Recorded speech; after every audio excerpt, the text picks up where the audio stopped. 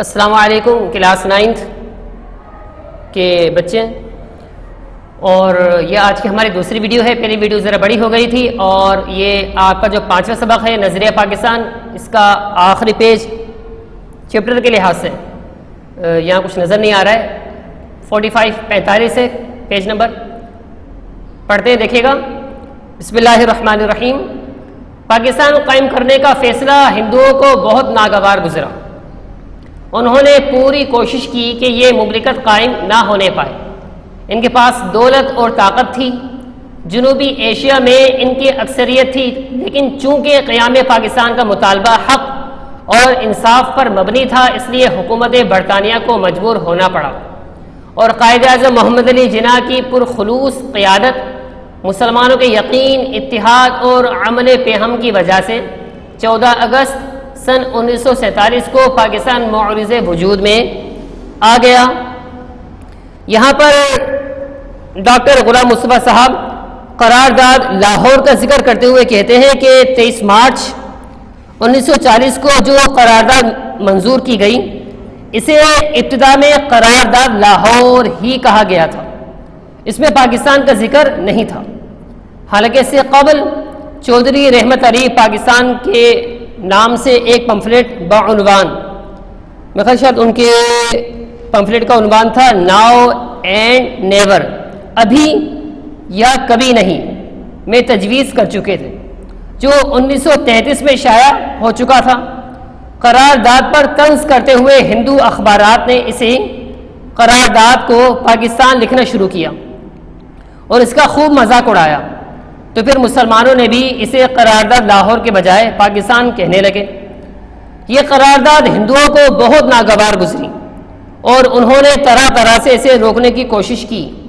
انہوں نے تشدد کے مظاہرے کیے، اس کے علاوہ دولت کی ان کے پاس بڑی فراوانی تھی، اس کا یعنی دولت کا بے دریغ استعمال کیا گیا۔ مسلمانوں کو کانگریس میں شامل کرنے کے لیے زور و شور سے مہم چلائی گئی کہ کس طرح یہ ممکن نہ ہو کہ اس بار بار ایک شاعر کا خواب کہا گیا جو شرمندہ تعبیر ہونا ناممکن تھا، لیکن یہ مطالبہ چونکہ حق و انصاف کے مطابق تھا، اس لیے اسے شرمندہ تعبیر ہونا پڑا، کیونکہ شاعر علامہ اقبال کی قوت تخیل کے ساتھ حق کے اصولوں کی حمایت اور قائد اعظم محمد علی جناح کی ولولہ انگیز قیادت میں مسلمان بر صغیر اتحاد و یقین اور عمل و پیہم کی خاطر قربانیاں دینے کے لیے میدان عمل میں آ چکے تھے۔ اس لیے یہ مطالبہ خواب اور جد و جہد کا ہمکنار ہو گیا تھا۔ قرارداد لاہور کے موقع پر مسلم لیگ کے شاعر نے جو قائد اعظم کے لیے نظم کہی، اس کا ایک ایک لفظ درست ثابت ہوا۔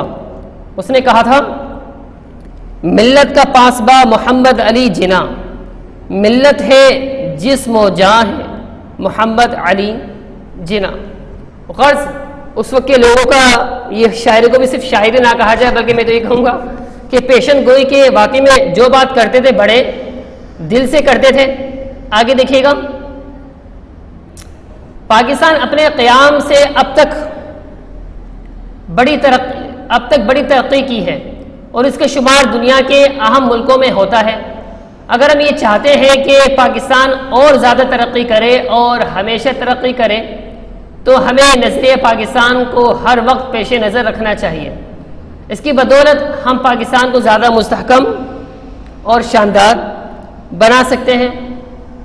یہاں پر بھی مصنف ڈاکٹر غلام مصطفیٰ صاحب پاکستان بن جانے کے بعد کے حالات کا ذکر کرتے ہوئے کہتے ہیں کہ ہمارے ملک نے 1947 کو وجود میں آنے کے بعد مختصر مدت میں بڑی تیز ترقی کی ہے۔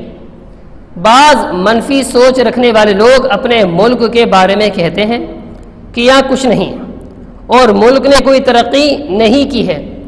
یہ ثابت کرنے کے لیے اس کا مقابلہ ترقی یافتہ ممالک سے کرتے ہیں۔ صدیاں ہو گئی، ہمارے ملک نے نصف صدی ہی میں ایک نام پیدا کیا، بڑی طاقتوں سے بھی ٹکر لی، اور بھارت سے بھی جو ہم سے کئی گنا بڑا ہے۔ صنعتی، زرعی، تعلیمی اور تجارتی لحاظ سے پاکستان میں موجود ترقی نہایت حیرت انگیز ہے۔ صرف چائنا ہے کہ ہم سے 1 سال بعد 1948 میں آزاد ہوا اور آج بڑی طاقت، لیکن وسائل اور آبادی کے لحاظ سے اس کا مقابلہ سپر طاقت بھی نہیں کر سکتی۔ اس کے علاوہ باقی سارے ترقی یافتہ ممالک ہم سے بہت پرانے آزاد ہوئے ملک ہیں اور ان سے مقابلہ کرنا کوئی دانشمندی نہیں، کوئی مقابلہ برابری کی طاقت سے ہوتا ہے۔ بہرحال مصنف یہ چاہتے ہیں کہ ہم ہر وقت نظریہ پاکستان کا خیال رکھیں، یعنی اسلامی اصولوں پر عمل کریں تو پاکستان کو بہت جلد اور زیادہ ترقی دے کر مضبوط بنا سکتے ہیں۔ دیکھیے گا آگے آخری پیراگراف۔ نظریہ پاکستان کا مقصد پاکستان کو ایک اسلامی اور فلاحی مملکت بنانا ہے۔ ہمیں کوئی ایسا قدم نہیں اٹھانا چاہیے جس کی وجہ سے خدا اور اس کے رسول صلی اللہ تعالیٰ علیہ وآلہ وسلم کے سامنے شرمندہ ہونا پڑے۔ ہمارا جینا اور مرنا پاکستان کے لیے ہونا چاہیے۔ قومی مفاد کے سامنے ذاتی مفاد کو دل سے نکال دینا چاہیے۔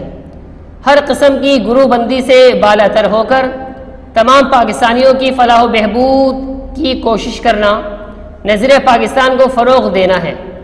اگر ہم نے نظریہ پاکستان کو پیش نظر رکھا اور اپنی سیرت اور کردار کو اس کے مطابق ڈھالنے کی کوشش کی تو دنیا کی دوسری قوموں میں بھی ہمیں امتیاز حاصل ہوگا اور ہم اسلامی اصولوں کی روشنی میں پاکستان کو توانا، مستحکم، شاندار اور پرعظمت بنانے میں پوری طرح کامیاب ہوں گے انشاءاللہ۔ یہاں پر ڈاکٹر غلام مصطفیٰ صاحب ایک بار پھر اس بات پر زور دیتے ہیں کہ پاکستان کو بار بار جو ہم نظریاتی مملکت کہتے ہیں اور نظریے پر زور دیتے رہتے ہیں، بعض لوگ یہ سمجھنے سے قاصر رہتے ہیں کہ اس کا سیدھا اور صاف مطلب کیا ہے۔ اس سوال کا جواب یہ ہے کہ نظریہ پاکستان کا مطلب اسلامی اصول ہیں، وہ باتیں ہیں اور وہ کام ہیں جن کی تعلیم اللہ کے حکم سے ہمارے پیارے نبی حضرت محمد مصطفیٰ صلی اللہ تعالیٰ علیہ وسلم نے دی ہیں۔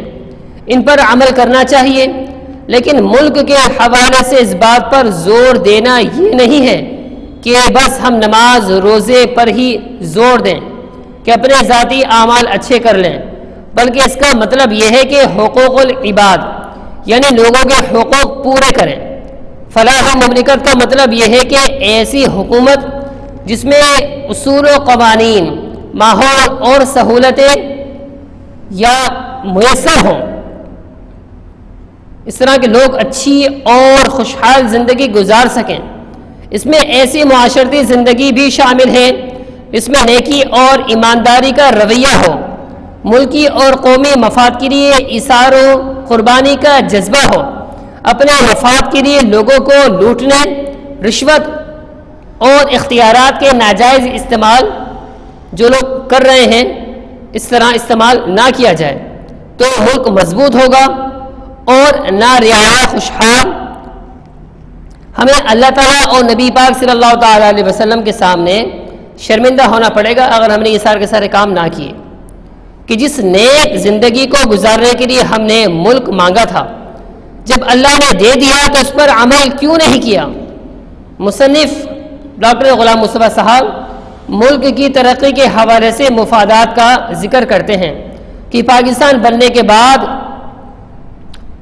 تقریباً چوتھائی صدی بلکہ نصف آدھی صدی کا تجربہ یہ ہے کہ لوگ ملک کے وسائل، اختیارات اور مفادات کے حوالے سے اپنے ذاتی اور خاندان کو بنانے پر لگے ہوئے ہیں، جس سے ملک کمزور، معاشرہ انتشار کا شکار اور معیشت کا ماحول گھن گھائی ہوئی لکڑی کی طرح کھوکھلا ہو چکا ہے۔ رشوت، بدعنوانی، مہنگائی اور بے انصافی کا دورہ ہے۔ اس لیے ضروری ہے کہ لوگ ذاتی مفاد پر قومی مفاد کو ترجیح دیں۔